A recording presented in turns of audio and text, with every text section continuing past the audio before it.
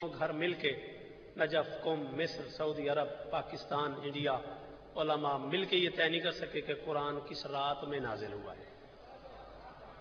ठीक है, ये वो जानते हैं जिनके घर नाजिल हुआ है। हाँ, मैं पूरी जिम्मेदारी कबूल कर रहा हूं मकतब तशय्यो की, मकतब अहले सुन्नत की। अभी तक दोनों घर मिल के ये फैसला नहीं कर सके कि कुरान कब नाजिल हुआ है, लेकिन हुक्म यही है उलमा का कि रमज़ान के आखिरी अशरे की ताक रातों में नुज़ूल कुरान की रात तलाश करो। ठीक है, खुद कुरान कह रहा है बिस्मिल्लाहिर्रहमानिर्रहीम इन्ना अंज़लनाहु फी लैलतिल क़द्र, हमने इस कुरान को कद्र वाली रात में नाज़िल फरमाया। और वमा अदराका मा लैलतुल क़द्र, तुम्हें क्या पता ये कद्र वाली रात क्या है? सच बताना मेरे चुप रहने वाले दोस्तों, ये कुरान कब नाजिल हुआ है? शाबाश, 1400 साल हो गए कम से कम नुज़ूल कुरान को। और 1400 साल से जो बंदा कुरान खोलता है आगे कुरान उसे कहता है तुझे क्या पता ये रात क्या है? मैं ये समझता हूं मैं बहुत बड़ा आदमी हूं, बड़ा नाम है मेरा शौकत रजा शौकत, मैं कुरान खोलता हूं, कुरान कहता तुझे क्या पता ये रात क्या है? मैं मुल्तान से सफर करता हुआ कराची आ गया, अल्लामा तालिजोरी साहब किबला के पास कुरान ले गया, कुरान कहता तुझे क्या पता ये रात क्या? मैं यहां आ गया, उलमा और मुज्तहिदीन से मिला, उलमा का शहर है हैदराबाद, अदिब्बा, उलमा, शुअरा तशरीफ फरमा है। जो कुरान खोलता है कुरान कहता तुझे क्या पता ये रात क्या है? साइंसदान कुरान खोलता है, कुरान कहता तुझे क्या पता ये रात क्या है? प्रोफेसर कुरान खोलता है, कुरान कहता तुझे क्या पता ये रात क्या है? टीचर कुरान खोलता है, कुरान कहता तुझे क्या पता ये रात क्या है?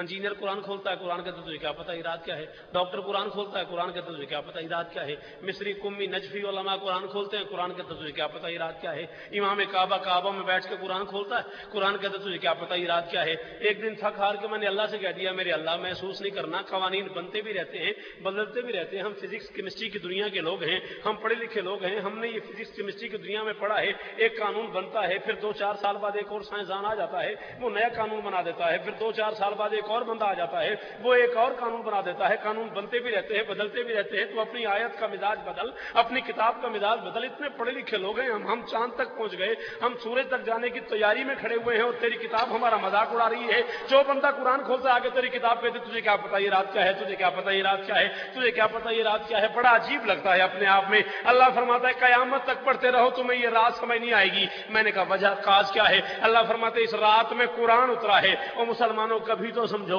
जिस रात में कुरान उतरे वो रात समझ नहीं आती जिस जात पे कुरान उतरे। जिस रात में कुरान उतरे वो रात समझ नहीं आती जिस जात पे कुरान उतरे। वो जात को समझाए आज तक नहीं तय हो सका दोनों घरों से मिलके मिल्लत इस्लामी आज तक ये तय नहीं कर सकी कौन सी रात है। आखिरी अशरे की ताक रातों में तलाश करो। 19 की रात है, 21 की रात है, 23 की रात है, 25 की रात है, 27 की रात है। 5 में से कोई एक है।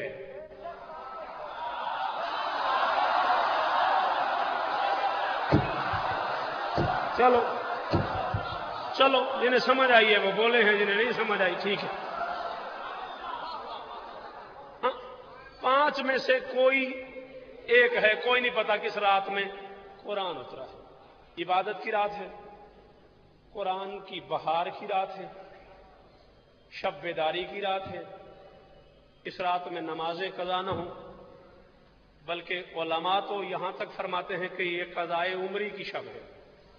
जो सारी जिंदगी में आपकी नमाजें कज़ा हैं वो आप इस एक रात में पढ़ सकते हैं। कज़ाए उम्री की रात कहलाती है। लेकिन ये बड़ा मुश्किल काम है, वो उम्र की कज़ाएं कौन दे सकता है?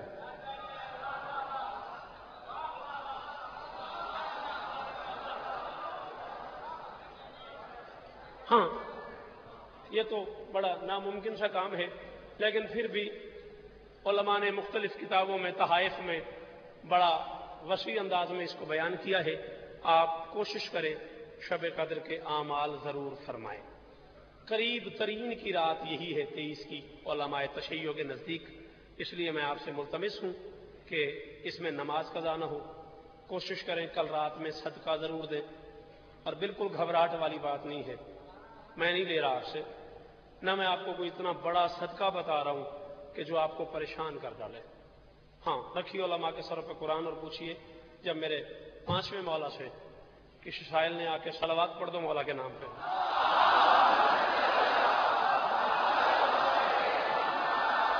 ہاں دین بڑی آسانی سے سمجھایا ہے آل محمد نے. شاعر نے کہا مولا پریشانیاں دور نہیں ہو رہی، فرمایا صدقہ دیا کرو. چلا گیا پھر آ گیا، مولا کھانے کو روٹی نہیں، فرمایا صدقہ دیا کرو. چلا گیا پھر آ گیا، تیسرے دن مولا پہننے کو کپڑے نہیں، فرمایا صدقہ دیا کرو. ہاتھ باندھ کے کھڑا ہو گیا، ابن رسول میں 3 دن سے حاضر ہو رہا ہوں، میں پتہ نہیں آپ کیسی بے نیازی فرما رہے ہیں. میں کہتا ہوں کھانے کو روٹی نہیں، آپ فرماتے صدقہ دو. میں کہتا ہوں جیب میں پیسے نہیں، آپ فرماتے صدقہ دو. میں کہتا ہوں پہننے کو کپڑے نہیں، آپ فرماتے صدقہ دو. کہ ابن رسول یہ میں کیا مانگ رہا ہوں، آپ کیا فرما رہے ہیں؟ میرے پاس جب ہے ہی کچھ نہیں میں کہاں سے صدقہ دوں؟ فرمایا تو کسی علی ولی اللہ پڑھنے والے کی طرف دیکھ کے مسکرا بھی نہیں سکتا؟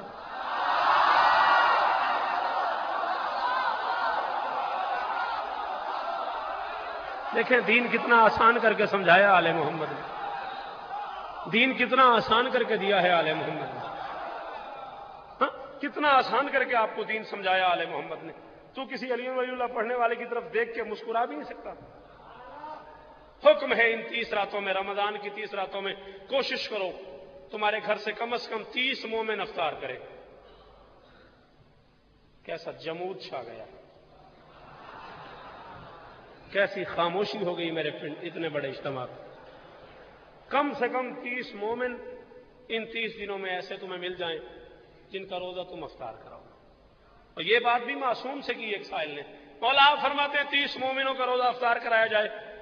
اب جو افطاریوں کی بس چل رہی ہے مولا ہم غریب لوگ ہیں، ہمارے پاس وہ سب محضر ہے ہی نہیں جو آج کل چل رہا ہے. فرمایا کسی مومن کے دروازے پہ وقتی افطار چلے جاؤ، ایک ہاتھ پہ نمک رکھ لو، دوسرے ہاتھ میں پانی رکھ لو، جا کے اس کا دروازہ کھٹکھٹاؤ اور اسے کہو لو میری طرف سے افطار کر. اس نے کہا مولا بھلا نمک اور پانی پہ کون راضی ہوتا ہے؟ فرمایا بخیل ہے وہ بندہ جو میری دادی کے حق مہر پہ راضی نہیں ہوتا. بہت شکریہ میرے محترم، بہت شکریہ.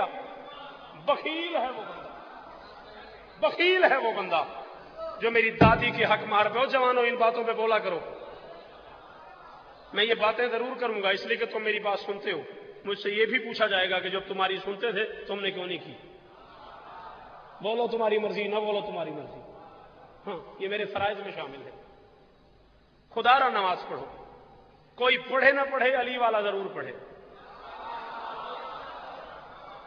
اس دنیا کا کوئی بندہ نماز پڑھے نہ پڑھے اس کی اپنی مرضی ہے. میں کسی پہ کوئی الزام تراشی نہیں کر رہا، کسی کو کوئی تان اور طنز کا شکار نہیں کر رہا، لیکن علی والا ضرور پڑھے. ہاں یاد رکھنا پوری دنیا میں کوئی نمازی نماز نہ پڑھے تو اس نمازی کو دکھ ہوتا ہے.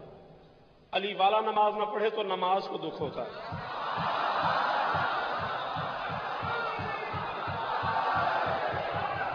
حیدری مجھے بڑی خوشی ہو رہی ہے اس نعرے کی، بڑی خوشی ہو رہی ہے.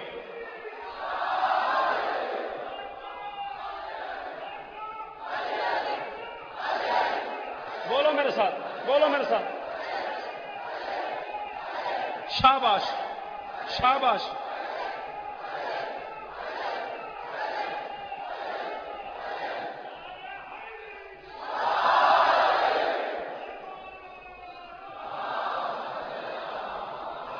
بہت شکریہ صاحب، مہربانی صاحب. کوئی عام بندہ نماز نہ پڑھے؟ شاباش.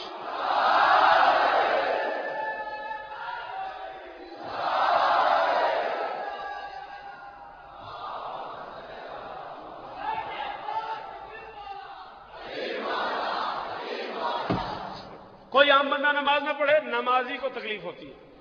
علی والا نماز نہ پڑھے، خود نماز کو تکلیف ہوتی ہے.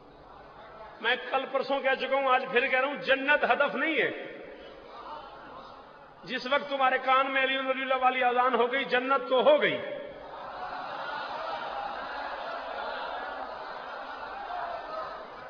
جنت ہدف نہیں ہے، 14 کی زیارت ہدف ہے.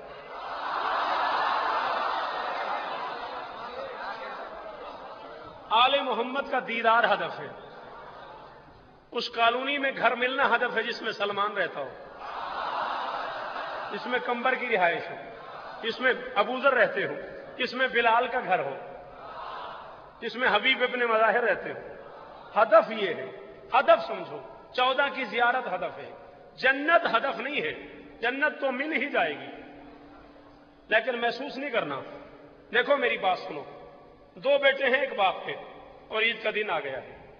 ایک بیٹے سے باپ ناراض ہے، ایک بیٹے پہ باپ راضی ہے، ایک سے کچھ خفا ہے، ایک پہ راضی ہے۔ عید کا دن آ گیا ہے، دونوں بچے باپ سے عیدی مانگنے آ گئے۔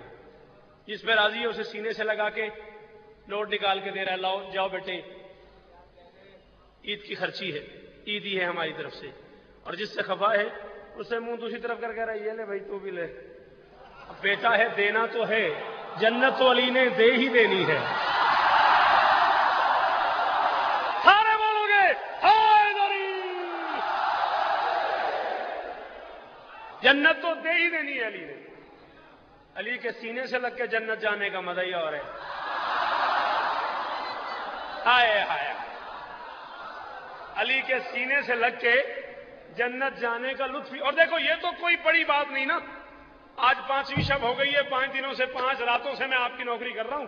اب تو آپ پورے حیدرآباد میں جس بندے سے پوچھے گے وہ کہے گا شوکت میرا واقف ہے، شوکت میرا شناسہ ہے۔ بات ہی کوئی نہیں، 5 دن سے جو ملاقاتیں ہو رہی ہیں، سب دوستوں سے ملاقاتیں ہو رہی ہیں۔ ابھی کوئی کہے یار شوکت بھائی کو گھر بلانا ہے، اس پورے مجمع میں کوئی کہہ دے گا مسئلہ ہی کوئی نہیں، ابھی بلا لیتے ہیں۔ اس کا یہ کہہ دینا مسئلہ ہی کوئی نہیں، یہ کافی نہیں ہے۔ کافی یہ ہے کہ وہ سڑک پہ کھڑا اور میں گاڑی روک کے پوچھوں بھائی صاحب کیسے کھڑے ہو۔ یہ کوئی بات نہیں ہے کہ آپ کہہ دیں میری شوکت سے شناسائی ہے۔ مزہ یہ ہے مجھے گاڑی روکنی پڑ جائے، بھائی میاں کیسے کھڑے ہو۔ یہ تو تم ساری زندگی کہتے ہی رہو گے ہم علی والے، ہم علی والے، ہم علی والے، ہم علی والے، ہم علی والے۔ کچھ ایسا کر کے چلے جاؤ تو میدان محشر میں جاؤ اور علی جبرائیل سے کہہ دیں وہ میرا آ رہا ہے، وہ میرا، وہ میرا آ رہا ہے، وہ میرا، وہ میرا، وہ میرا، وہ میرا آ رہا ہے، وہ میرا آ رہا ہے۔ ساری زندگی یاد رکھنا، کوئی نماز پڑھے نہ پڑھے، کوئی روزہ رکھے نہ رکھے، اس کی اپنی مرضی، علی والے کو نمازی ہونا چاہیے۔ اگر کوئی اس بات پہ روٹھا ہوا ہے تو بھلے روٹھا رہے، میں جس کا کھاتا ہوں اسی کا گاتا ہوں۔ میں اپنے حصے کی تنخواہ نجف سے لیتا ہوں،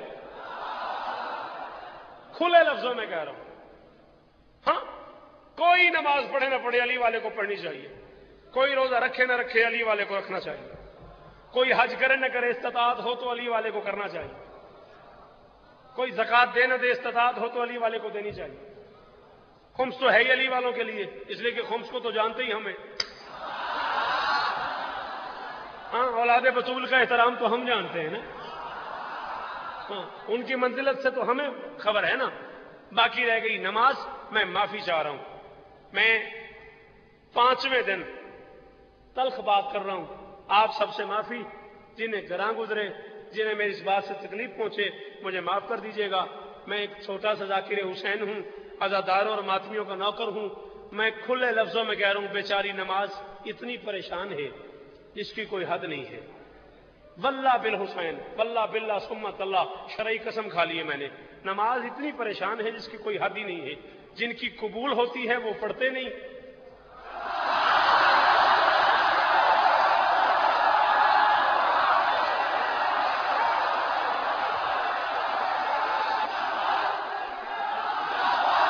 شاباش، زندہ باد، سارے بولو۔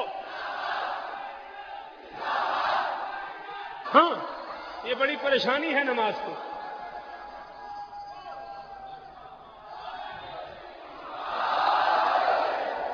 اچھی بھلی پریشانی ہے نماز کی۔ جن کی قبول ہوتی ہے ان کے بعد ٹائم نہیں پڑھنے کا، جن کی قبول ہوتی ہے وہ پڑھتے نہیں، جن کی قبول نہیں ہوتی وہ اس کے آگے ہاتھ باندھے کھڑے ہیں۔